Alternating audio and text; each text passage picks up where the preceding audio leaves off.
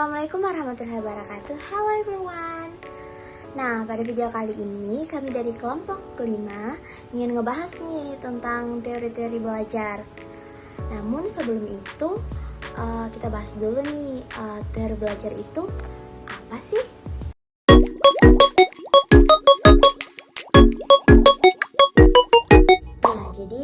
Teori belajar itu adalah kumpulan konsep atau prosedur yang menjelaskan tentang gimana sih cara seseorang memperoleh pengetahuan atau informasi.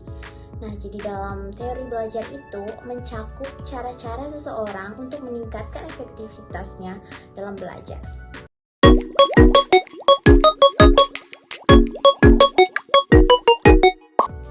Nah, teori pertama itu adalah teori cybernetic atau cybernetic learning theory. Nah, tokoh utama dalam teori ini itu adalah Norbert Wiener, dan prinsip utama dalam teori ini yaitu belajar adalah pengolahan informasi yang melibatkan umpan balik dan regulasi diri dalam sistem yang kompleks. Nah, jadi dalam teori ini itu berfokus pada gimana sih cara individu mengevaluasi dirinya saat melakukan kesalahan.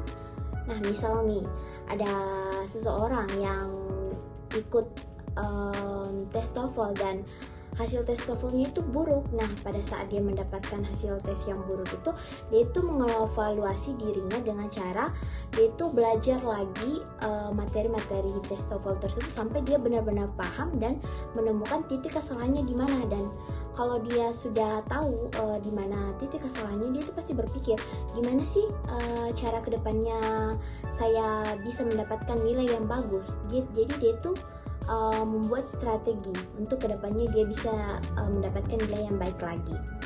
Nah, contoh lainnya itu saya pernah nih menggunakan Duolingo kan untuk belajar bahasa Inggris.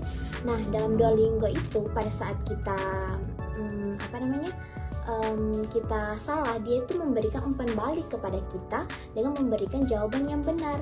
Nah, pada saat dia memberikan jawaban yang benar, pasti kita pelajari lagi sampai kita itu paham, oh iya ternyata ini loh yang saya salah. Jadi kita itu berusaha untuk kedepannya kita itu bisa benar pada saat kita menggunakannya lagi. Nah, seperti itu kalau pengalaman dari saya.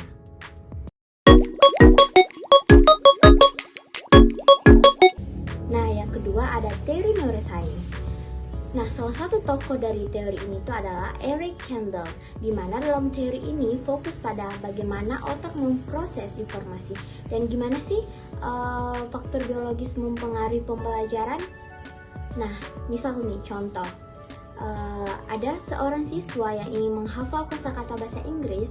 Nah, untuk membantu dia menghafal kosakata tersebut, dia itu membaca keras-keras kosakata tersebut sambil melihat gambar.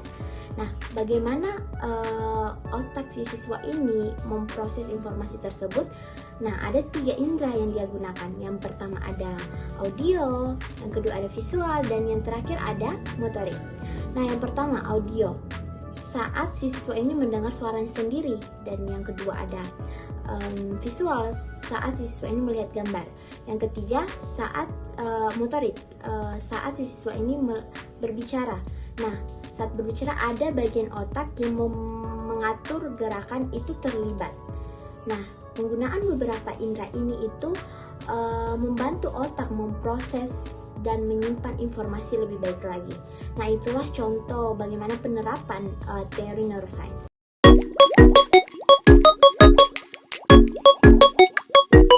Nah, teori yang ketiga ini yaitu teori konstruksi sosial. Tokoh utama dari teori ini adalah Lev Vygotsky. Adapun penjelasan teori ini yaitu teori ini menekankan bahwa pengetahuan itu dibangun melalui interaksi sosial. Nah, Vygotsky ini memperkenalkan konsep zone of proximal development, yaitu jarak antara apa yang dapat dilakukan seseorang sendiri dan apa yang bisa ia capai dengan bimbingan. Contohnya, seorang anak yang belum bisa membaca itu dapat lebih cepat belajar dengan bantuan guru ataupun teman sebayanya. Contoh yang relevan dan sesuai pengalaman saya pribadi, dan mungkin sudah sering terjadi ya teman-teman, yaitu semisalnya dalam suatu kelas ada pembelajaran. Nah, di situ itu guru menjelaskan, akan tetapi dari penjelasan guru tersebut saya tidak paham. Nah, setelah guru itu keluar, saya bertanya kepada teman saya, kalian ngerti tidak apa yang guru tadi jelaskan dan bagaimana tugas tersebut, cara kerjainnya. Nah, ada beberapa teman saya yang paham dan mengerti, dan saya pun bertanya kepada beliau, tolong dong ajarin saya.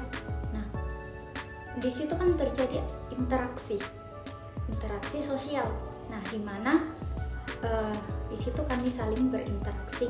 Nah, akhirnya dari penjelasan teman saya dapat mengerti dan paham cara menyelesaikan tugas tersebut. Nah, jadi menurut saya teori ini efektif untuk digunakan. Karena kalau menurut saya pribadi, teori konstruksi sosial itu dapat diingat lebih lama dibanding hanya menyimak tanpa adanya interaksi.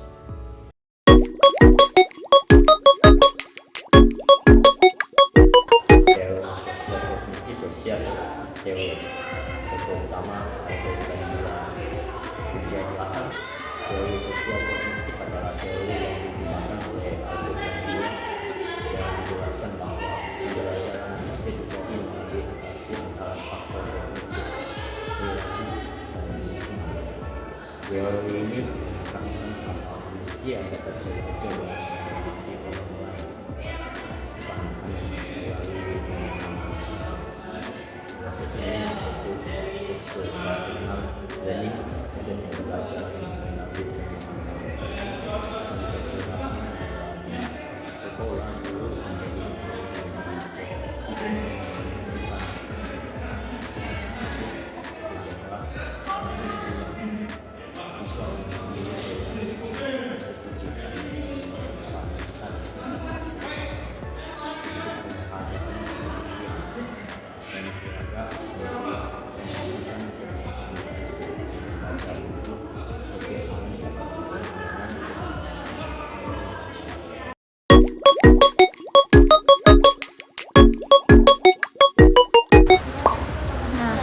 belajar yang terakhir yaitu teori belajar situatif atau situated learning theory.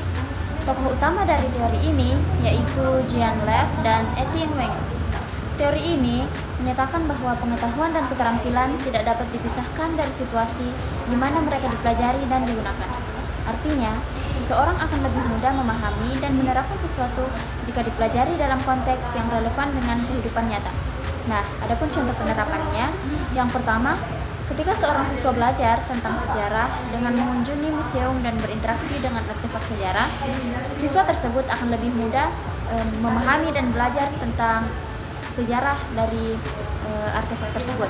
Nah, yang kedua yaitu ketika seorang pekerja belajar keterampilan baru dengan berpartisipasi dalam pelatihan di tempat kerja yang mensimulasikan situasi kerja nyata. Nah, adapun contoh yang terakhir yaitu dalam konteks kepemimpinan. Nah, seorang pemimpin harus mampu menyesuaikan gaya kepemimpinannya dengan situasi yang sedang dihadapi.